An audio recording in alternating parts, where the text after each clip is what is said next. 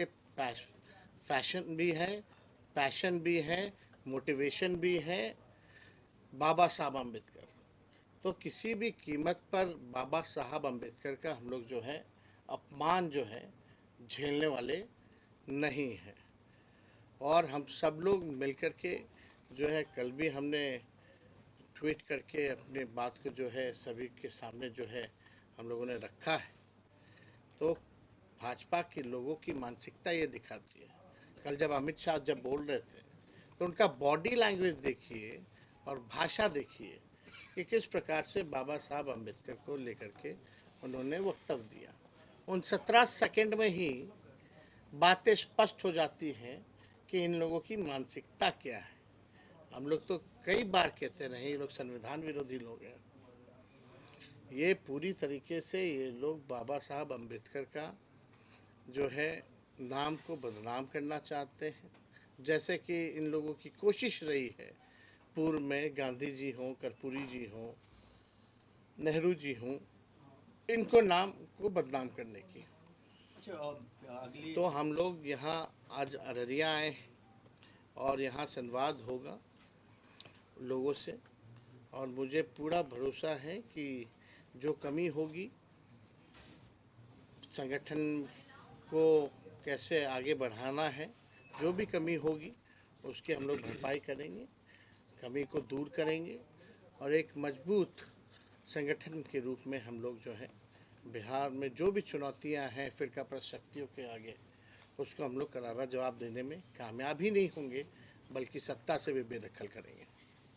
और कोई सवाल? जी जी, सवाल ये था कि आप जो है अभी मजबूत तौर पे बिहार में विपक्ष में है, लेकिन जब आप 5 साल के लिए सत्ता में आएंगे तो आपको आपका इंडस्ट्री को लेकर क्या रोड मैप है सर? देखिए, इंडस्ट्री को लेके तो आपको तो पता ही, जब 17 महीने हम लोग उप मुख्यमंत्री रहे, इंडस्ट्री डिपार्टमेंट भी हमारे ही समीर महासेठ मंत्री थे आरजेडी से। 50,000 करोड़ का हम लोगों ने निवेशकों को बुला करके एमओयू साइन कराया, जो बिहार में पहले ऐसा कभी नहीं था। उसके बाद ठीक चाचा जो हैं वो पलट गए। तो हम लोग तो हर एक जोर पे कोशिश किए। आप देखिएगा, आईटी डिपार्टमेंट हमारे पास था, आईटी पॉलिसी हम लोगों ने बनाया। स्पोर्ट्स डिपार्टमेंट हम लोगों के पास था, स्पोर्ट्स पॉलिसी हम लोगों ने बनाया। आप देखिएगा, टूरिज़्म मेरे पास ही था, टूरिज़्म पॉलिसी हम लोगों ने बनाया। 20 साल से इन लोगों को पता ही नहीं था कि नौकरी भी देना है, पॉलिसीज़ भी बनानी है। आईटी पॉलिसी से लेके टूरिज़्म पॉलिसी, स्पोर्ट्स पॉलिसी तो ऐसी बनी है कि जो देश के लिए, बिहार के लिए मेडल जो जीत के ला रहे हैं, उनको भी हम लोगों ने डीएसपी रैंक तक का जो है हम लोगों ने नौकरी का प्रावधान ही नहीं किया, बल्कि ऐसे 73 खिलाड़ियों को हम लोगों ने अपने हाथों से नियुक्ति पत्र वितरण किया। तो जो पढ़ा लिखा उसको भी नौकरी, जो खेला, जो मेडल लाया उसको भी हम लोगों ने नौकरी देने का काम किया। और ख़ास तौर पे जो सीमांचल का जो इलाका है, गरीब इलाका है, हमेशा से जो है यहाँ की मौजूदा सरकार ने जो है नेगलेक्ट करने का काम किया है। अभी पिछले बार ही जब बाढ़ आई थी तो केंद्र सरकार ने क्या मदद की? कहते हैं डबल इंजन की सरकार है, लेकिन कोई पैकेज अगर दिया हो बाढ़ को लेकर के या सीमांचल के विकास को लेकर के, तो उन्होंने कुछ भी नहीं कहा। ये हम लोगों के एजेंडे में ये भी है कि सीमांचल के विकास के लिए जब हम लोगों की सरकार बनेगी तो एक डेवलपमेंट अथॉरिटी का हम लोग जो है गठन करेंगे, ताकि सीमांचल के विकास और प्रगति में गति बढ़े, यहाँ के लोग तरक्की करें और सीमांचल का इलाका जो है आगे बढ़े। क्योंकि इस एरिया से ज़्यादातर हम लोग देखते भी हैं पलायन भी बहुत ज़्यादा है, गरीबी है, बेरोज़गारी है।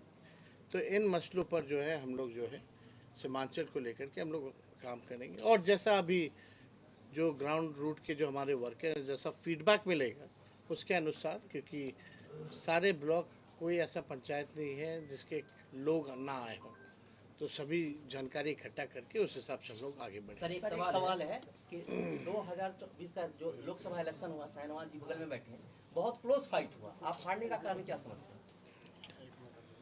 हैं? देखिए, अब इसका विश्लेषण तो हम लोग इंटरनली हम लोग कर ही चुके हैं, लेकिन बहुत ही कम मार्जिन से जो है यहाँ हार हुई है। और इसको देखते हुए हम लोग जो है कदम भी उठा रहे हैं, लेकिन हमको नहीं लगता कि इस चीज़ों को जो है सार्वजनिक करने की ज़रूरत है। वन नेशन हमें कारण पता है और उस हिसाब से हम लोग जो है आगे बढ़ना है।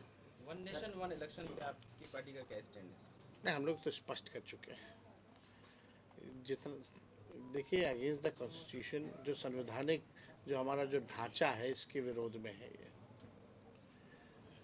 और कहीं से भी जो है ये भाजपा के लोग जो हैं अभी बात कर रहे हैं वन नेशन वन इलेक्शन, कल बात करेंगे वन नेशन वन पार्टी, परसों बात करेंगे वन नेशन वन लीडर।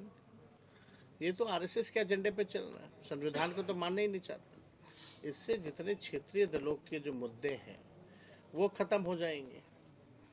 अभी मान लीजिए अलग अलग राज्यों में चल रहा है, तो उस क्षेत्र के इशू पे चल रहा है, उन राज्यों के इश्यूज़ पे जो है वो चुनाव हो रहा है। और इलेक्शन कमीशन तो टीटीएम है मोदी जी का, ताबड़तोड़ तेल मालिश करने वाला, जो बाय इलेक्शन एक साथ नहीं करा सकता,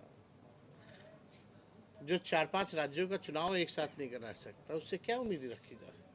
और आप लोग तो सब लोग जान रहे हैं, बिहार का जब चुनाव होता है तो एक लौता राज्य होता है जहाँ चुनाव हो रहा होता है पूरे देश में, मुल्क में, वहाँ एक फेज में ये चुनाव नहीं करा सकते हैं, तो इनसे कोई उम्मीद नहीं रखी जा सकती। इसका हम लोगों ने विरोध किया है। सर, आप जो हैं जो जातीय जनगणना है उसके पुरजोर समर्थक हैं सर।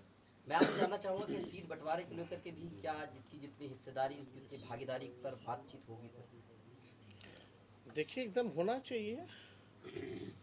समाज में सोशल इक्वेशन के हिसाब से टिकट डिस्ट्रीब्यूशन हो, और उसके साथ साथ कोई भी पार्टी चाहती है विनेबल कैंडिडेट हो। Winnability factor is more important.